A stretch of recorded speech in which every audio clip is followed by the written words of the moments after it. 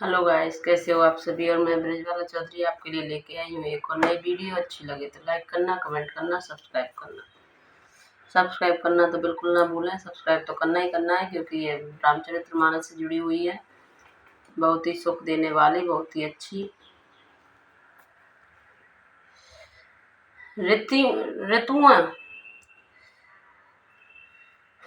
ऋतुयां नेति नेति कहकर निरंतर जिनका गुणगान करती हैं, तथा प्राण मन को जीतकर एवं इंद्रियों को विषयों के रस से स्वर्था नीरस बनाकर मणिगण ध्यान में जिनकी कभी कवचियां ही झलक पाते हैं, वे ही प्रभु आप साक्षात मेरे सामने प्रकट हैं।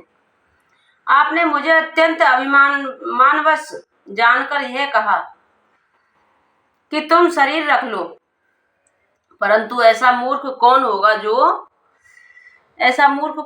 जो हठपूर्वक कलप वृक्ष को काटकर उससे बबूर के बाढ़ लगवाएगा।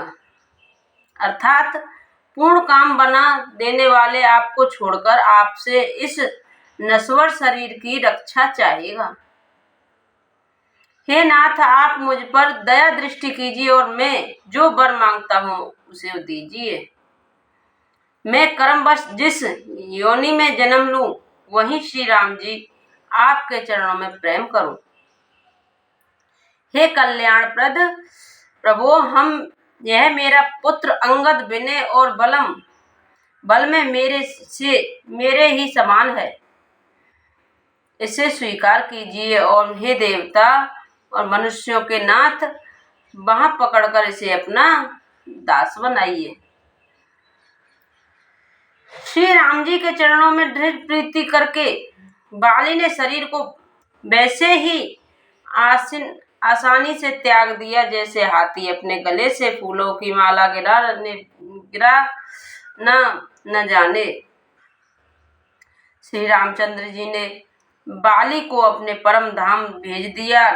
नगर के सब लोग व्याकुल होकर दौड़े। बालिका, स्त्री, तारा अनेकों प्रकार से विलाप करने लगी। इसके बाल बिखरे हुए हैं और देह की संभाल नहीं है। तारा बिकल देखी रघुराया, दीन गयान हरि लिन माया। क्षिति जल पावक गगन समीरा, पंच रचित अति अधम शरीरा। तारा को व्याकुल देखकर श्री रघुनाथ जी ने उसे ज्ञान दिया और उसकी माया अज्ञान हर ली। उन्होंने कहा, पृथ्वी, जल, अग्नि, आकाश और वायु, इन 5 तत्वों से यह अत्यंत अधम शरीर रचा गया है। प्रकट सो तनु तब आगे शोभा, जीव नित्य कही लगी तुम्हें रोबा। उपजा ज्ञान चरण तब लागी, लीहिन परम भगत भरे मागी। वह शरीर तो प्रत्यक्ष तुम्हारे सामने सोया हुआ है और जीव नृत्य ही। फिर तुम किसके लिए रो रही हो? वह शरीर तो प्रत्यक्ष तुम्हारे सामने सोया हुआ है, फिर तुम किसके लिए रो रही हो? जब ज्ञान उत्पन्न हो गया तब वह भगवान के चरणों में लगी और उसने परम भक्ति का वर मांग लिया। उमा दारु जो सित की नाई, सबहि नचावत राम गुसाई। तब सुग्रीव आयुष है दीना, मृतक कर्म विधिवत सब कीना। शिव जी कहते हैं, हे उमा, श्री राम जी सबको कठपुतली की तरह नचाते हैं। तदंतर श्री राम जी ने सुग्रीव को आज्ञा दी कि सुग्रीव ने विधि पूर्वक बाली का सब मृतक कर्म किया। राम कहाँ अनुज समझाई, राज तेउ सुग्रीव है जाही। रघुपत चरण नाय कर माथा, चले सकल प्रेरित रघुनाथा। तब श्री राम जी ने छोटे भाई लक्ष्मण को समझाकर कहा कि हे, तुम जाकर सुग्रीव को राज्य दे दे दो श्री रघुनाथ जी। प्रेरणा आज्ञा से सब लोग श्री रघुनाथ जी के चरणों में मस्तक नवाकर चले।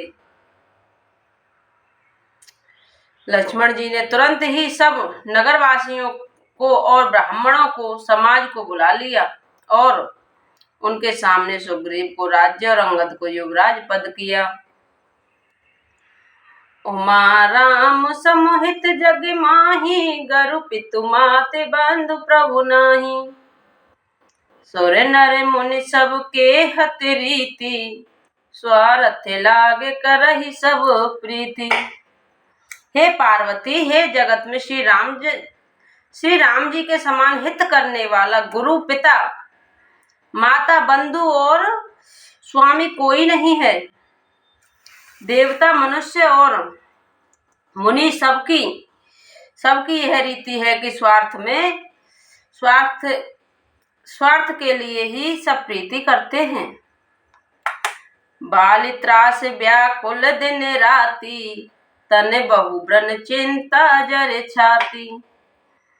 सोय सुग्रीव कीन कपिराई, अति कृपाल रघुवीर सुवाई। जो सुग्रीव दिन और रात बाली के भय से व्याकुल रहता था, जिसके शरीर से बहुत से घाव हो गए हैं, जिसकी छाती चिंता के मारे जला करती थी, उसी सुग्रीव को उन्होंने वानरों का राजा बना दिया। श्री राम जी का स्वभाव अत्यंत ही कृपालु है। जानत हूँ अस प्रभु परिहरि काहे, न प्रीत विपत्ति जल नर है परहि। पुने सुग्रीव लीन है बोलहि, बहु प्रकार न पनीति सिखाई। जो लोग जानते हुए भी ऐसे प्रभु त्याग देते हैं, वे क्यों ना विपत्ति के जाल में फंसे। विपत्ति के जाल में वो क्यों ना फंसे। फिर श्री राम जी ने सुग्रीव को बुला लिया और बहुत प्रकार से उन्हें राजनीति की शिक्षा दी। कहे प्रभु सुन सुग्रीव हरिसा, पुर न जाऊ 10 4 बरिसा। गत भी सम बरसार तु आई, हरिहर निकट से ले पर छाई। श्री राम जी सुग्रीव को बहुत ही अनेकों प्रकार से राज्य सिखा रहे हैं। फिर प्रभु ने कहा कि हे वानरपति सुग्रीव, सुनो, मैं 14 वर्ष तक का गांव बस्ती में नहीं जाऊंगा। भीष्म ऋतु बीतकर वर्षा ऋतु आ गई, अतः मैं यहाँ पास ही पर्वत पर टिका रहूंगा। अंगद सहित करऊ तुम राजू, संत हृदय धरे मम काजू। जब सुग्रीव भवन फिर आए, राम प्रबंसन गिर पर छाए। तुम अंगद सहित राज्य करो, मेरे काम का हृदय में सदा ध्यान रखना। तदंतर जब सुग्रीव जी घर लौट आए, तब श्री राम जी प्रभक्षण पर्वत पर जा टिके। देवताओं ने पहले से ही उस पर्वत की एक गुफा को सुंदर बना सजा रखा था। उन्होंने सोच रखा था कि कृपा की खान श्री राम जी कुछ दिन यहाँ आकर निवास करेंगे। सुंदर बन कुसुमति अति शोभा, गूंजत मधु पुण्य कर मधु लोभा। कदमूल फल पत्र सुहाए, भये बहुत जब तेज प्रभु आए। सुंदर वन फूला हुआ अत्यंत सुशोभित है। मधु के लोभ से भौरों के समूह गुंजार कर रहे हैं। जब से प्रभु आए तब से वन में सुंदर कंदमूल, फल और पत्तों को बहुतायत हो गई है। देख मनोहर शैले अनूपा, रहित अनुज सहित सुर भूपा। मधुकर खग मृग तनु धरि देवा, करहि सिद्ध मनु प्रभु की सेवा। मनोहर और अनुपम पर्वत को देखकर देवताओं के सम्राट श्री राम जी छोटे भाई सहित वहां रह गए। देवता, सिद्ध और मुनि, भौरव, पक्षियों और पशुओं के शरीर धारण करके प्रभु की सेवा करने लगे। बोलो श्री रामचंद्र की जय।